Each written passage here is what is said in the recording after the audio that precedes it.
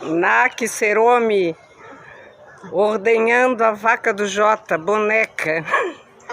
À noite vai comer uma batata ao leite. Como a boneca é calminha, ela deixa o Naki ordenhar.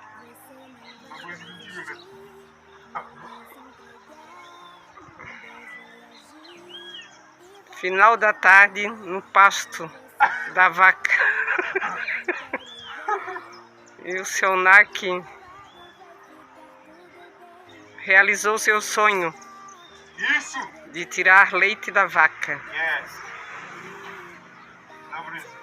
Fala alguma coisa, Naki.